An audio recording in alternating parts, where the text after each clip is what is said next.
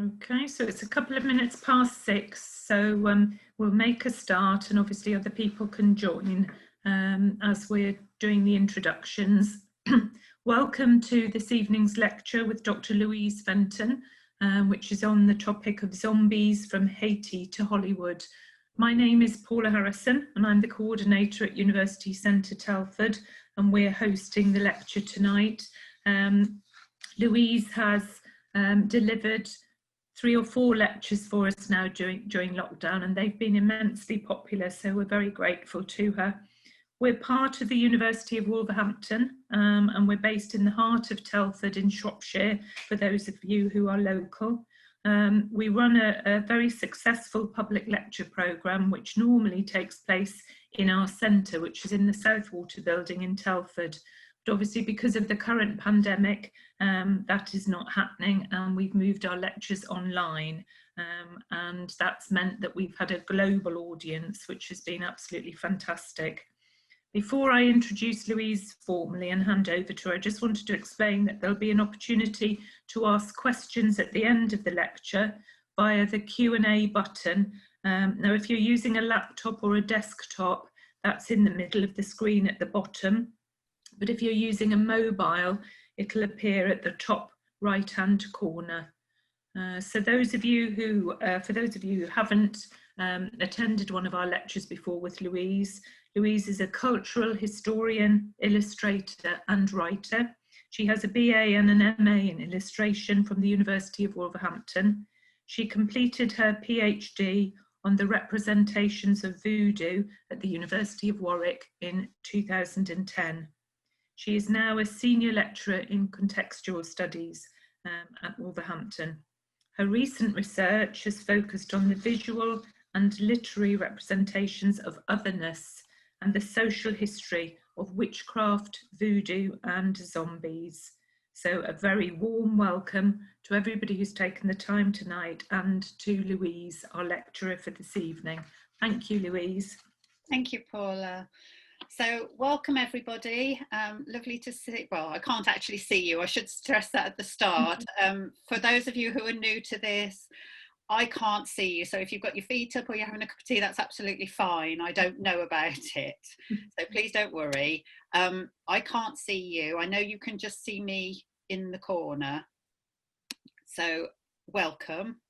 Tonight's, as Paula said, my research is focused on Haiti, voodoo, zombies, witchcraft, so everything that's a little bit strange and a bit unusual. I hope you enjoy the talk tonight. I've put, oh, I'd like to say, sorry, I should say this first. Thank you to Paula and the team at University Centre Telford. I've been giving these talks now for a year. It's nearly a year since I started them, and they are thoroughly enjoyable, and I get some great questions, so don't be afraid to ask anything at all. I am on Instagram, I'm on Twitter, which is on the screen, and my email is there as well. So don't hesitate to contact me. I will answer as quickly as I can. But yeah, please make contact. So the first thing I'm going to say is a warning. This is about zombies, obviously. So there will be some images that some of you may not find too pleasant. There is nothing in there that I've tried to avoid anything that's too gory. I will give a quick warning before I show anything. There are 3 still photos of zombie faces that are a bit unpleasant, and there are 2 film clips which are horror of the 1960s though, so not the bloodfest gore that you might see today. However, I will give a warning just before we start. So when I talk about, oh, my screen is just frozen. Okay, when I talk about zombies, I say the word zombie, and the first thing it inspires is that word of the living dead, of corpses that are shuffling through the night, arms outreached, making a groaning sound, people dead who are trying to seek human flesh for their food. However, this is a far cry from the origins of zombies and where they came from, how they evolved, and that's what I'm going to talk about first of all. These are some images here. There's the first photo that some of you might not like. They have become stereotyped. They're very generalised today. So a zombie of today is nothing like the zombie from its cultural heritage in Haiti. As you can see here, there's a zombie from Scooby-Doo on the left. The one on the top right is from Night of the Living Dead, which I will talk about during this talk. And the bottom right is from The Walking Dead. So they have changed and evolved over time.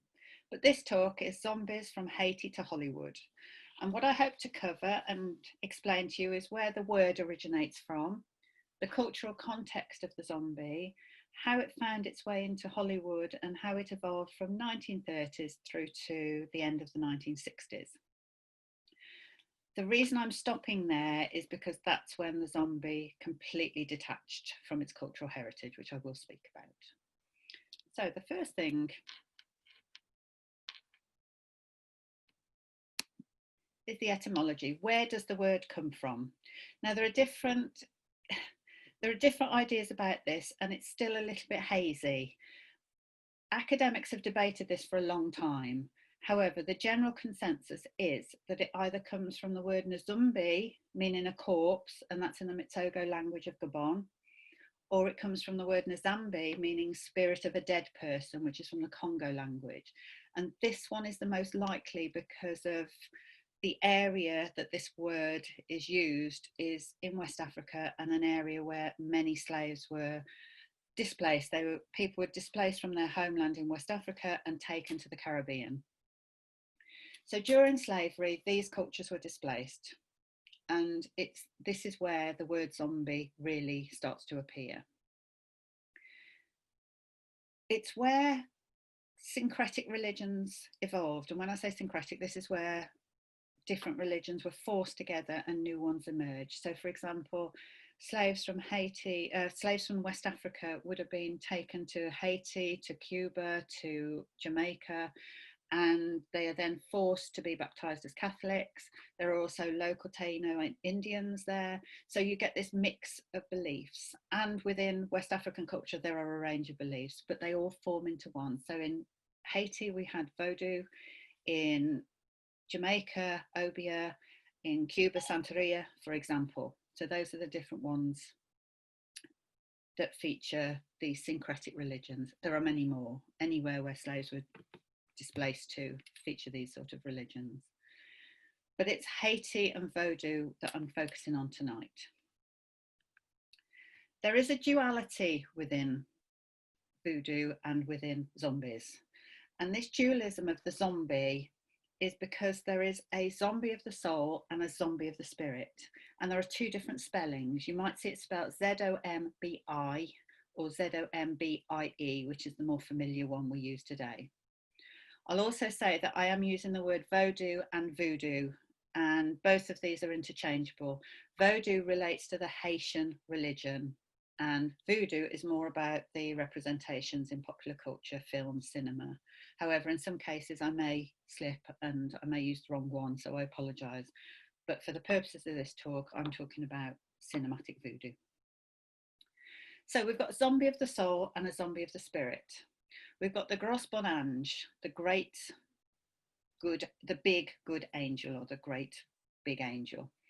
And this is the energy that functions to help the body survive. So it keeps you alive. This is what is your actual physicality. The T-Bon Ange is the little good angel. And this is the one that's more about your spirit, your willpower, your personality. And this is the one, this is the portion of the soul that is taken. So without going too much into it, in Haitian culture, when there's a ceremony and a ritual and Haitians are calling on the Vodou spirits, the lower, to come in and ride them, they possess the body during a ceremony and a ritual. And it's the T-Bon Ange which is shoved out of the body to make way for the spirit to come in. So this T-Bon Ange can leave the body. It's the part that leaves in dreams. It's the part that leaves. So when a zombie is made, which I'll talk about in a minute, it's that part that is captured and turned into a zombie. The capture of this is via magic and sorcery, and both parties have to believe. There's that element of belief once again. only one who dies from unnatural ways can become a zombie. If somebody just dies of illness or old age, they can't then be made into a zombie. And that becomes apparent when I explain how it works. The work of Wade Davis on the science behind zombification, which is the making of a zombie, has been widely debated. The Serpent and the Rainbow was published in 1985. It has the subtitle, A Harvard Scientist's Astonishing Journey into the Secret Societies of Haitian Voodoo, Zombies and Magic. Now, he was sent out to find out how zombies are made, because it was believed that if it was, excuse me, if it was some form of poison or some sort of powder or some magical concoction, it may be that it could be used for anaesthetic and for medical purposes. So he got a massive amount of funding to go out to Haiti to try and find out how zombies are made. His actual account, it does weave the historical and contemporary accounts of zombies, which is quite interesting, but it's more a fictionalized fact. So although he does refer to many of the major authors on Vodou and Haiti, and some of the less approved ones, it's really, it has a narrative and it reads more like a story. And he made his fame and fortune off this. Wes Craven, famous for the Nightmare on Elm Street movies, picked this up and it was made into a film in the 1980s. It's worth watching. It is a good Haiti voodoo zombie film. It was filmed in Haiti.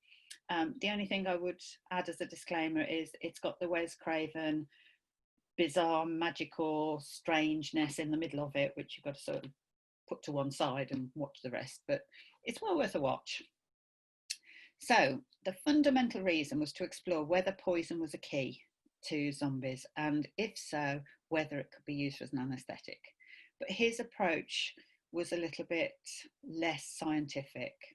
However, it did show that it's very likely that the poison tetrodotoxin, which is found in the pufferfish on the right, this was the pharmacological explanation. And as time's gone on, they now think that poison from a toad is also used at the same time to create the zombie in modern society, because it still goes on today. It is still widely contested whether this is the way that a zombie is made. And the reason it's contested is that it's believed that a zombie, a book or a priest who practices the dark arts in Haitian Vodou would create a zombie, either for punishment or for revenge. And the amount of poison from the pufferfish, the tetrodotoxin that would be required, is less than the tip of a pin to actually put somebody into a paralytic state. And how it works is that the person often complains of feeling itchy skin, then they go into paralysis, but their heart rate slows down so much and their metabolic rate slows so much, to any trained eye, it's believed that they are dead. So they are then pronounced dead. They're then buried, but they're still alive. So when they're buried in their coffin, they're underground. They've got the trauma of being buried alive. They've got a deprivation of oxygen, which can lead to brain damage, but they've also been paralysed by this drug. So they're fully aware of what's going on, but can't do anything about it. So they don't actually die and then are raised from the dead. They're never dead in the first place. But the debates are happening because the amount of tetrodotoxin that would be required is so infinitely small. It's so difficult to administer such a minute amount without causing death. So, however, I'm sure the debate will rage on for many years, but it's really interesting that, you know, they're part of Haitian culture and it's still going on. Now, there was a very famous case, Clairvius Narcisse, and this is what inspired the research for Wade Davis. He was born in 1922. He died, in inverted commas, in 1962 or 64. It varies depending which account you read. But in 1980, he walked into a village, walked up to Angelina Narcisse and said, "I'm your brother. I'm a zombie. I'm back." Now, people every year claim to be zombies for various reasons. in Haiti. And this has been researched by Haitian scientists since about 1960. The difference with Clervius's case is that it was well documented. He walked into a hospital in, let's for the sake of argument say 1962. He said he felt like he had bugs crawling over his skin. He didn't feel well.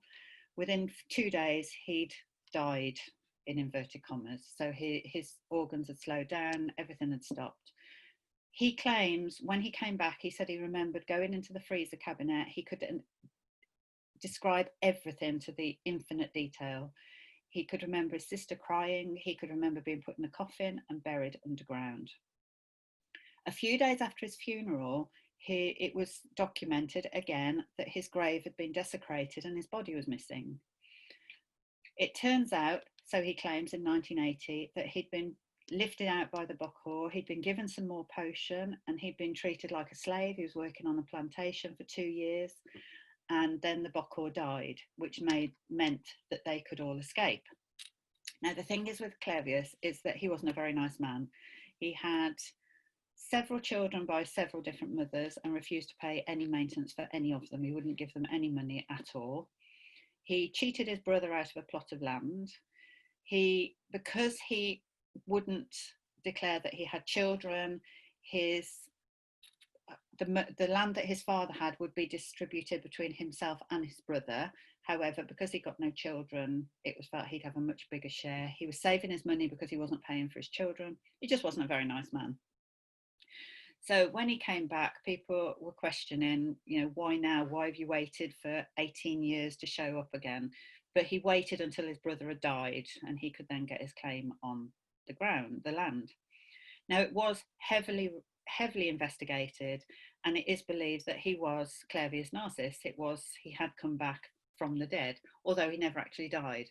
So to get your head around zombification, although we call it the living dead and the dead rising and all of that, it's not actually the fact. They don't die, but there is this process that they go through, and it's a form of punishment. It's far more severe punishment than death.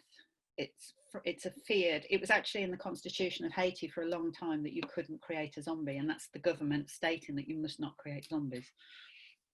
So, he wasn't a nice man, but he is the only fully documented case. Loads of people come forward every year, but they haven't been documented from their initial death, burial, desecration, working, and then returning. It's on the internet if you want to look him up anyway. So why create them? This is because, as I said, in his case, it was land. It could be for revenge. He believes it was his brother's doing. His brother did this to him or arranged for a Bokor to do it on his behalf. But most outsiders dismiss the idea of zombies completely. However, it is part of culture of Haiti. And although outsiders dismiss it as folklore, some investigators do still try and find a scientific explanation. And as I said, the recent research is that the poison from a toad is used alongside the poison from a pufferfish, and that prevents the death. And so it's getting very scientific. There's also a writer called Zora Neale Hurston, who's one of my favourites. She was a black writer from the 1930s, died in complete poverty. Her work wasn't really accepted and widely read until more recently. But she went to Haiti in the 1930s as an anthropologist, and she really believes that zombies do exist, but she never found the evidence or the proof that she needed. But she did write about it in a 1938 book called Tell My Horse, a book I highly recommend. So that's Tell My Horse, Zora Neale Hurston. Despite Haiti gaining independence as the first Black Republic in 1804, they had a turbulent time. So from 1804, they kicked out all the colonials, the French were executed, and they fled for their lives to Louisiana and back to France. But they had a very turbulent time. And this led to the late 19th century, early 20th century, to a financial crisis in Haiti and a political, so the government was in disarray. So the Americans decided they would go in, they would save Haiti, and they occupied it. So from 1915 to 1934, nearly 20 years, there was a US military occupation of Haiti. And during this time, American racism, the stereotypes, negative representations of Haitian culture just abounded. It was produced during this period. So it's not surprising how it then translated. So now how zombies moved from Haiti to Hollywood. In 1929, William Seabrook wrote The Magic Island, and it continued to represent voodoo and Haiti in much the same way as was coming out of the US during the early time of the occupation. And the most repeated accolade, which frustrates me to this day, given to this book was that it introduced zombies to the English language and to the English-speaking world.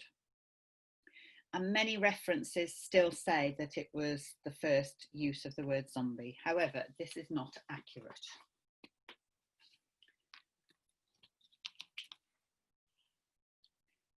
The word zombie was used in Moreau Samaray's A Civilization That Perished, the Last Years of White Colonial Rule in Haiti. Now, this book was published in French, so it didn't have a wide circulation until the 20th century, quite late on in the 20th century, probably the 1980s. But in that particular book, it does use the word zombie. It describes zombies as a Creole word that means spirit. So already, and this is in 1792, so in the 18th century, it had already featured in a publication. A Civilization That Perished, like I said, was written in French and not widely read. Then in 1886, George Washington Cable wrote an essay called Creole Slave Songs, which was published in the Century magazine, and this features the word zombie. Again, it really didn't, oh sorry, I've just lost my thread. My phone's going in the background, so I apologise if you can hear it. Then in 1890, we've got 2 Years in the West Indies, which was written by Lafcadio Hearn, and he spent a lot of time in Martinique, and he came across, again, this word zombie. However, it was only later that we see, so here we start seeing literature reviving the dead. So these three publications I've just mentioned mention the word zombie, but there's no link to the dead rising. Then we have these two accounts, which was Captain Mainread's The Maroon, A Tale of Voodoo and Obeah in 1883, and Stephen Bonsai's 1912, The American Mediterranean. And both of these talk about the practice of raising the dead, but without the use of the word zombie. And then in 1929, William Seabrook brings the two together. So that's how it got a little bit lost. But you have these three publications that mention zombies, you have these two publications that talk about reviving the dead, and Seabrook puts it all together in The Magic Island, which is all about Haiti and Haitian culture. Worth a read if you're interested. So it was not surprising, with the thirst for cinematic consumption, that zombies and Haiti were going to feature in a film at some point. It was the first, White Zombie was the first full-length voodoo movie that was to incorporate both zombies and voodoo. It borrowed sets from other Gothic horrors. So the sets you see in it were from Frankenstein and Dracula, which were made a little bit earlier.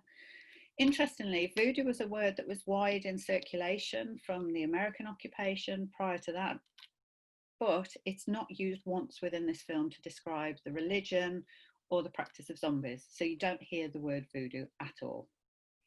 But zombies appear from the onset, we see them. And they're explained within the narrative as well. So audiences had an explanation of what a zombie was. And I quote from the film, "They are the living dead. They are corpses made to work in the sugar fields at night." The location is also identified as Haiti. They talk about by another character. And there is an absolute reminder of the harmful superstitions and this idea of the exotic other and the harm that this could do, and it shouldn't be brought over to us or the US. So the US occupation was going on while this film was released, and there was that fear element. Within this film, zombies are black, white and unfortunately blackface as well, so there's no cultural distinction.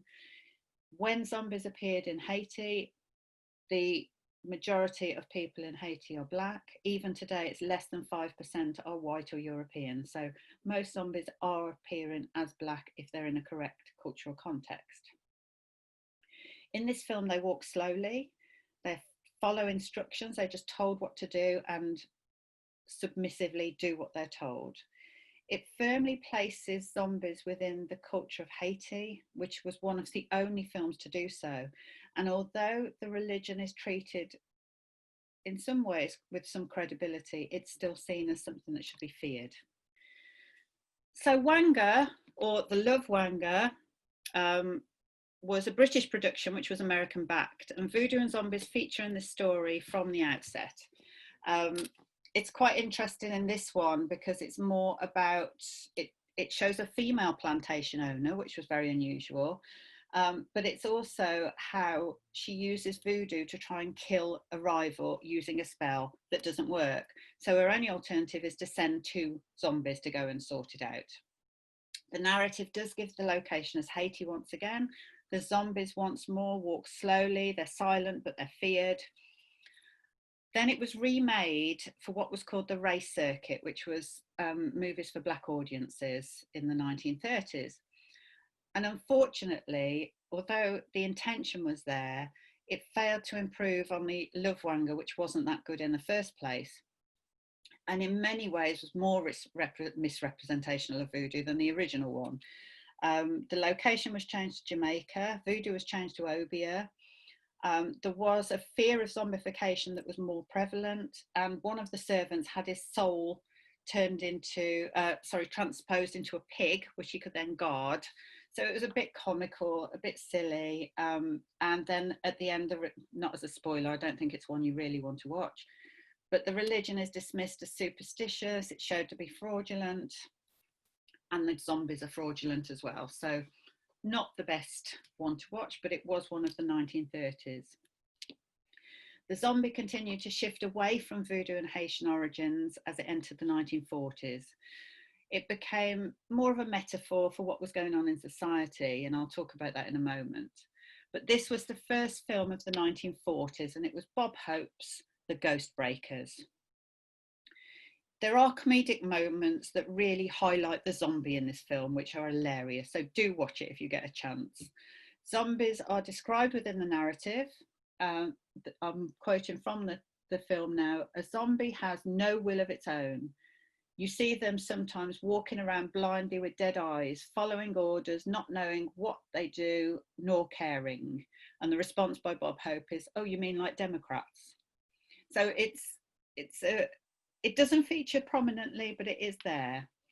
And as an aside, Noble Johnson, who plays the zombie from the images on the left, when I was doing my PhD research, I contacted Joe Ruby and Ken Spears, who wrote the Scooby-Doo Where Are You 1969 series, and I asked them where they got their inspiration for voodoo and witchcraft and zombies, and they emailed me back and said, "Oh, we watched Bob Hope films and created the zombie from that and just made a little load of stuff up." So but Noble Johnson is the inspiration for the Scooby-Doo zombie trivia, which may come up at some sort of quiz at some point.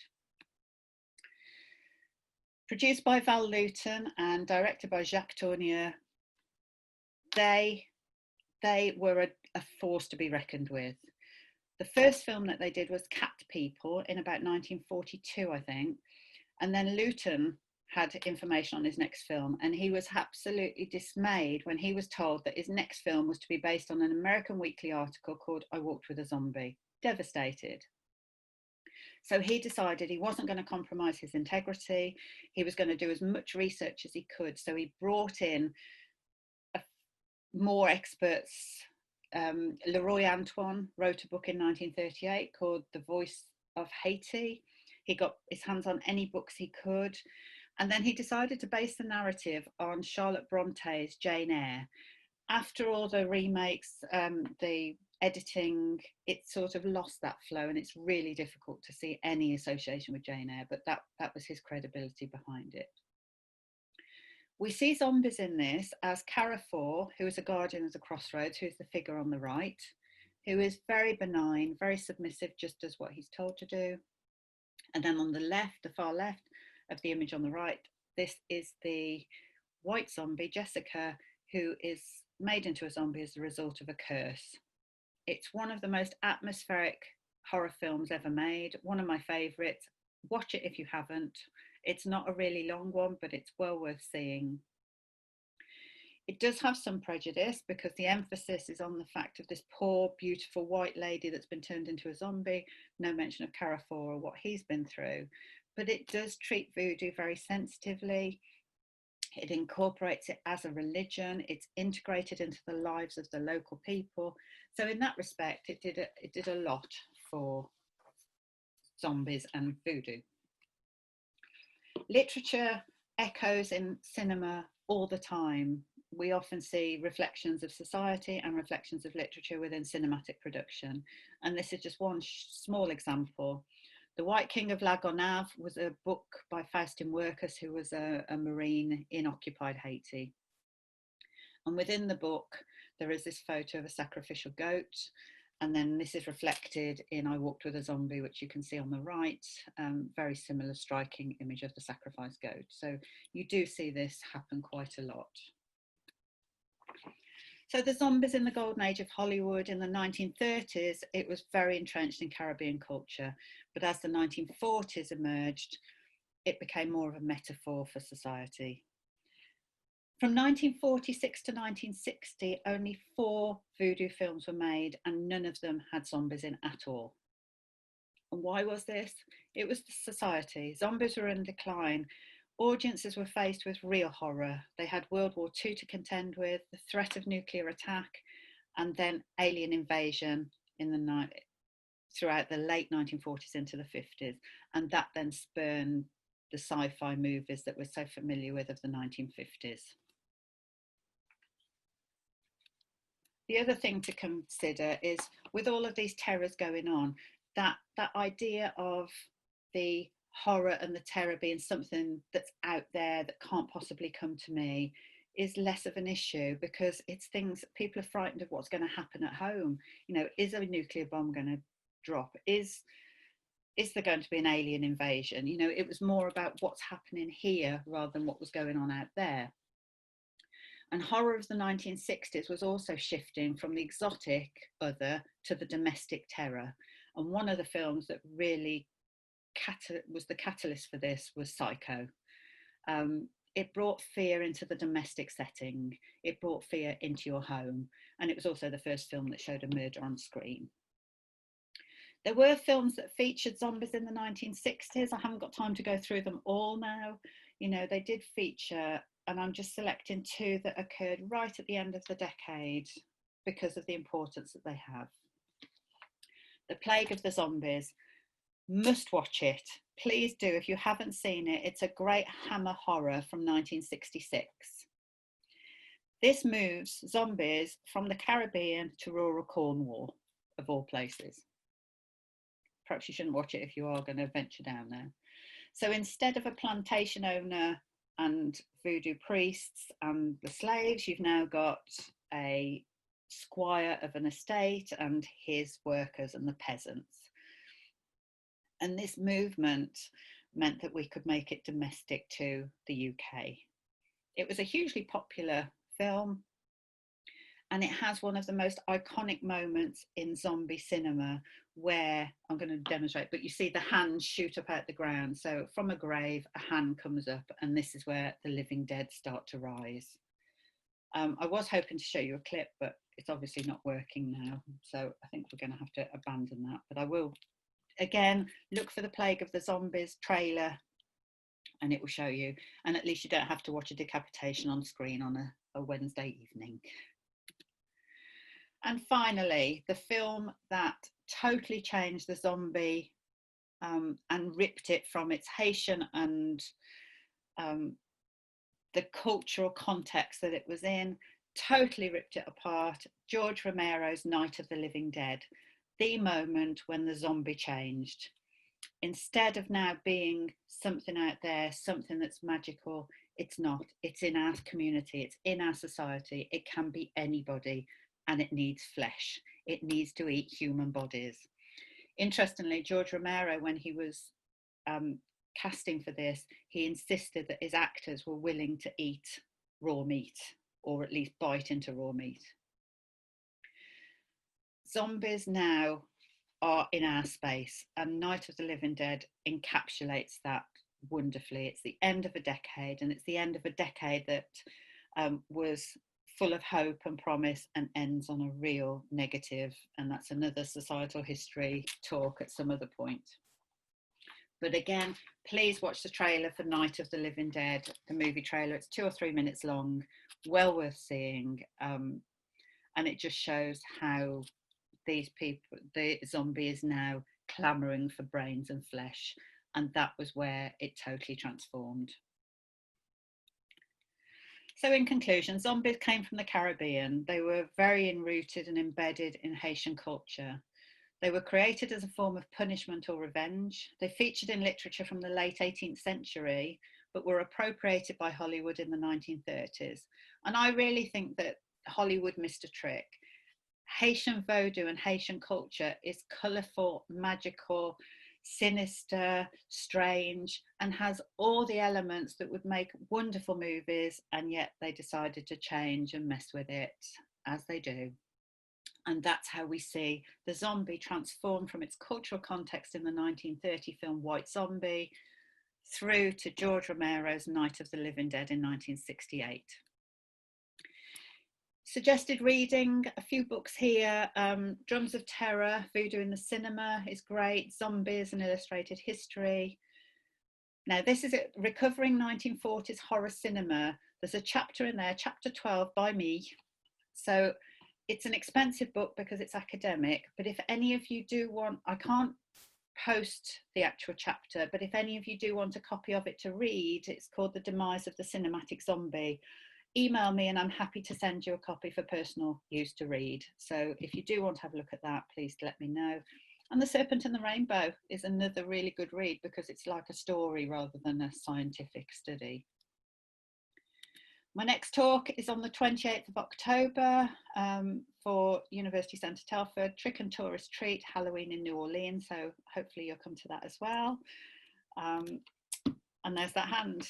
So it's thank you. Any questions? And I apologise that technology didn't work. I knew it wouldn't, but hopefully you'll all take a look at it at some point. Thank you very much, Louise. That was absolutely fascinating as always. Thank you. We've got a couple of questions already in the Q&A. So the first one is from Nicole, and she asks, would the Hollywood zombie be more of a ghoul?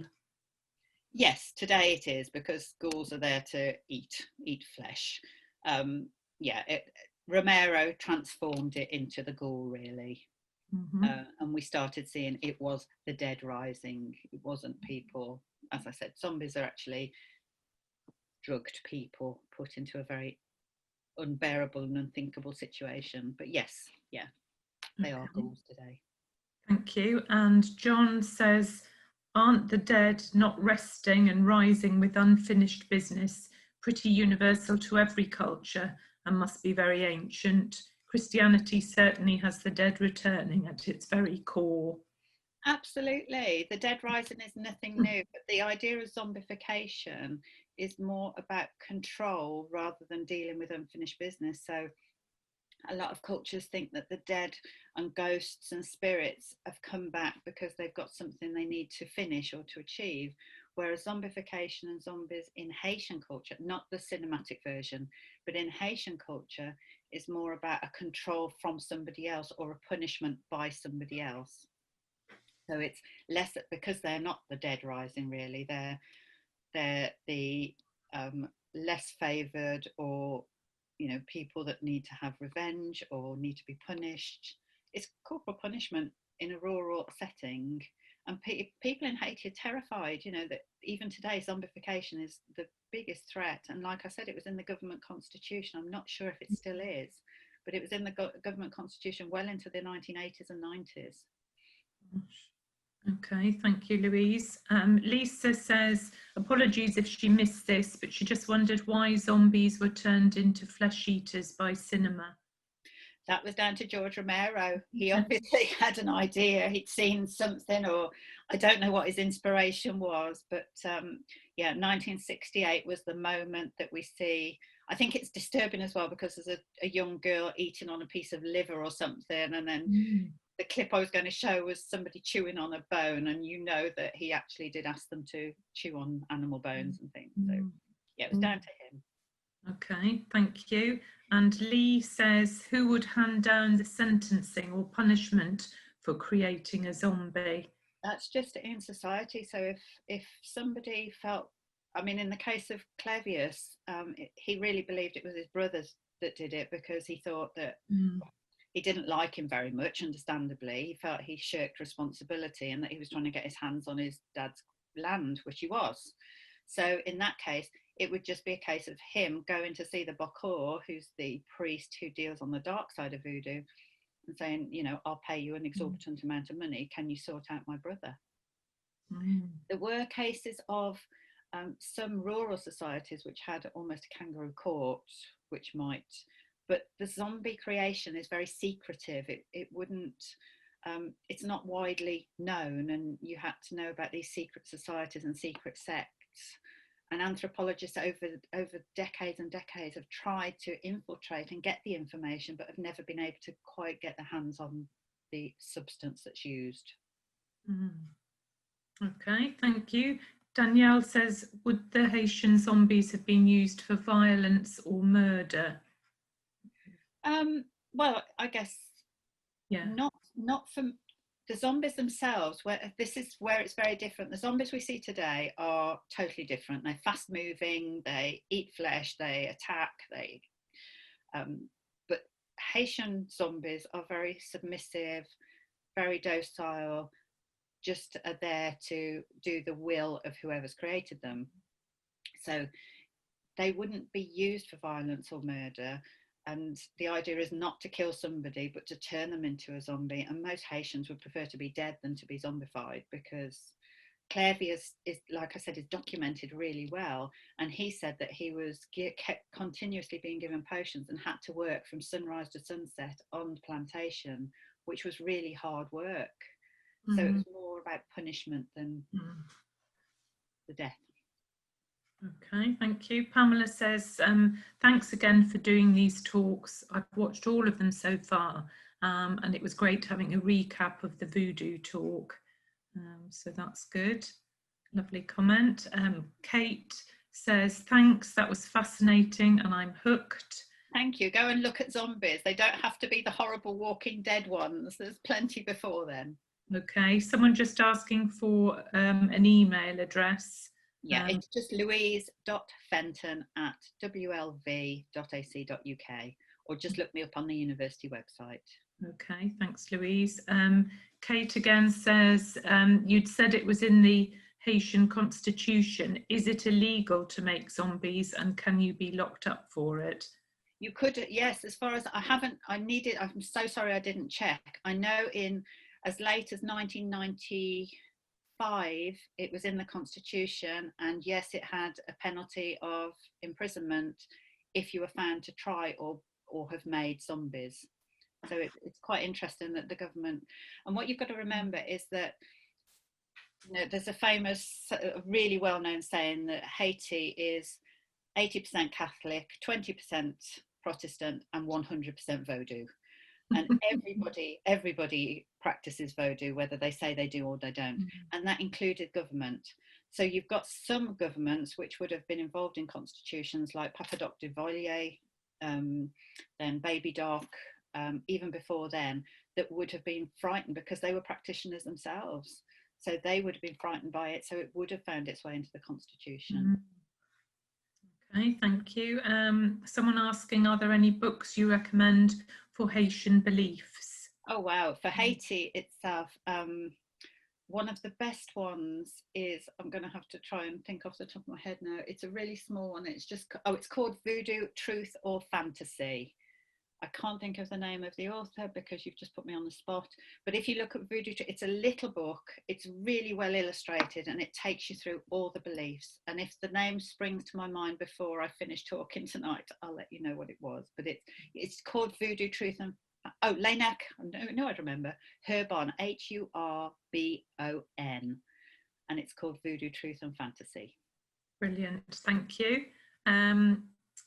Shana says he might have missed this. Zombies in Western media are scary and have to be destroyed.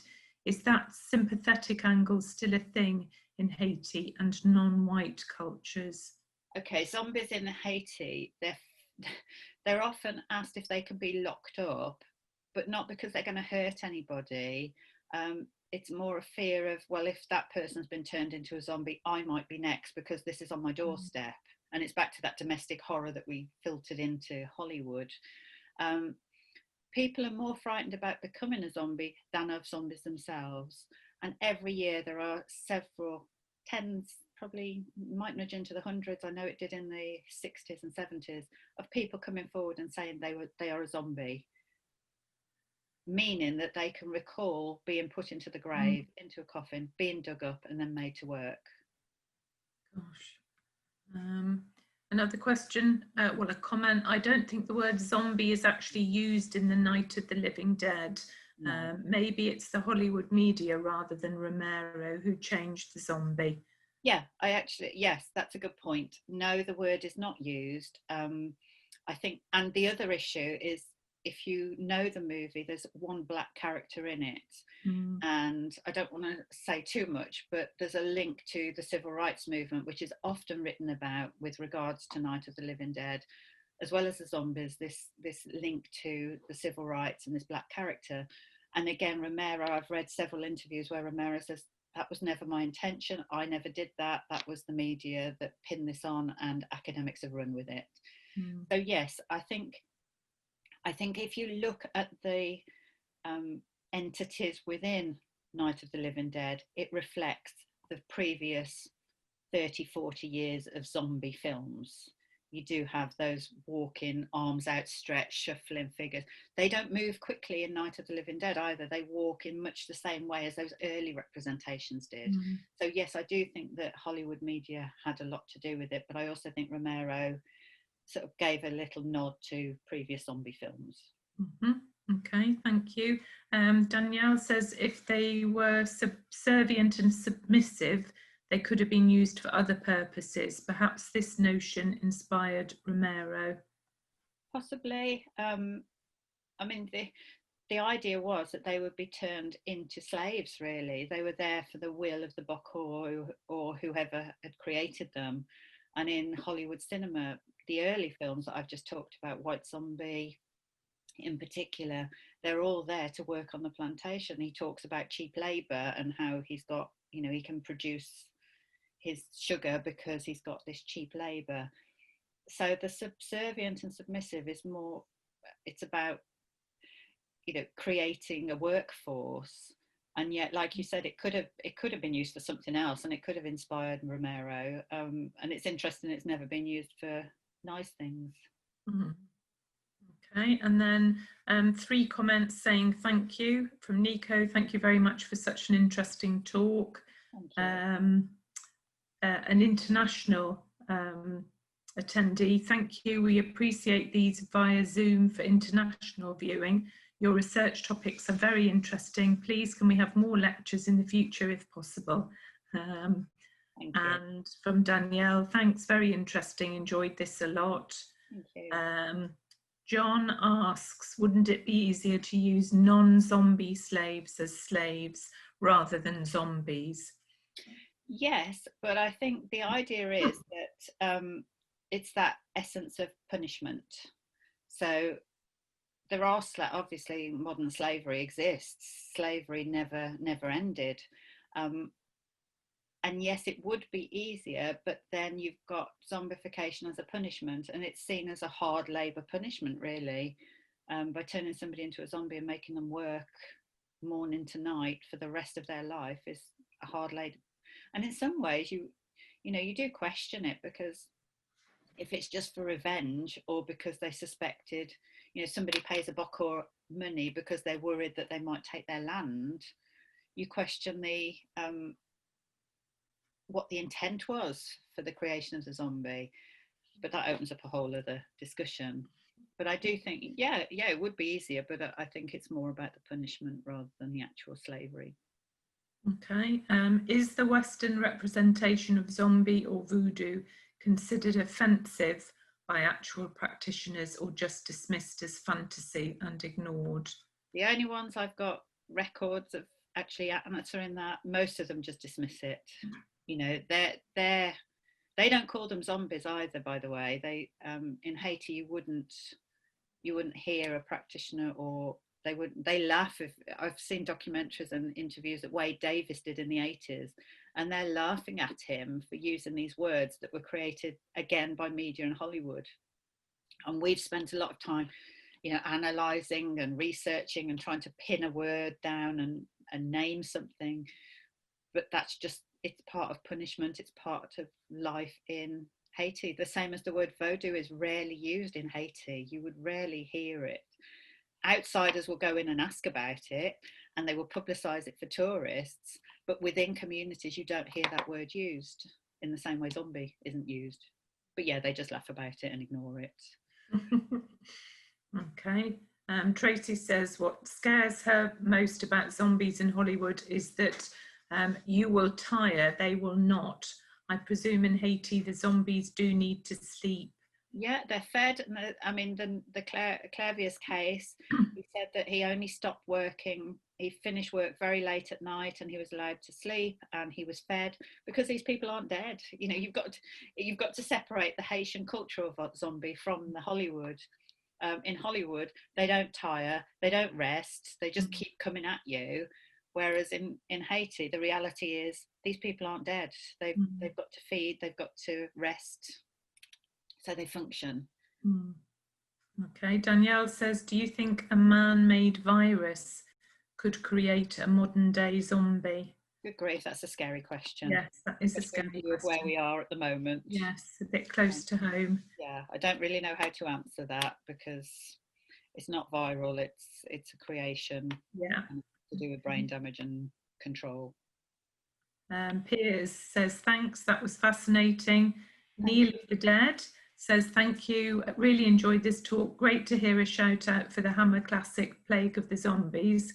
Can we have more horror film related talks, please? Absolutely. I'm sure I've got plenty. I've got plenty more. Thank you, Neil. CB, thanks, Louise. It's nice to be on this side of the screen for once. Oh, thank you. I don't know if I've got to work out the initials, but yes, I'm not sure. John, lecture was great. Having uni lectures online is just amazing. Deborah says, thank you for a fantastic lecture. I'm looking forward to your Halloween lecture. Thank you, Deborah. Good. Shahnaz, are there official ways for people claiming to be zombie slaves to escape, like how human trafficking victims can contact official organisations? Yeah, I mean, because it's so difficult, and like I said, Clavius is probably the only well documented of his death, his desecration, and then his reappearance, and they really investigated that one hard. And the reason he escaped was that the Bokor who was keeping him and others like him, he wasn't on his own, there were several of them, he died, and that gave them their means of escape. And he then lived a life. But if you think, many of the zombies that are created are kept in a coffin for a long time, and a lot of them are actually brain damaged and wouldn't survive, so might not even realize that they can go and get out of this. They're just functioning, which is really sad. Okay, a couple more. I've just found out Claire is CB. Yes, I was going to say. Thank you so much from Tracy. And then a final question, do you enjoy the Hollywood zombie movies? I've got to be honest, and I've just seen John's comment, brains, more brains, but not many brains in this talk, thankfully. Do I enjoy Hollywood zombie movies? I still love the old ones the best, and please go and watch. White Zombie is 1 hour long. So, it's 1 hour, it's available on YouTube. I Walked with a Zombie is not much longer, and that's on YouTube. And I love those atmospheric black and whites. I think they've got something magical about them. And as a researcher in Haiti and Vodou, I find it hard to watch most of the zombie movies, I have to admit. I watch occasional ones, and I did watch The Walking Dead for quite some time, but no, I like the old ones. Okay, that's everything, Louise. I Walked with a Zombie is on BBC iPlayer. Fantastic. There you go. Everybody go and watch it. Yes, yes. I will give a last, when I do the Halloween talk, I'll have to give a suggested viewing and reading for Halloween. Yes, fantastic. That was brilliant, Louise. Thank you ever so much. Thank you, everybody, for coming along again. Yeah, thank you, Paula, for hosting. Thank you to everybody who's attended tonight. Thank you. We'll hope to see you again soon. Thank you very much. Thank you. Stay Thank safe. you, Bye-bye. Bye-bye.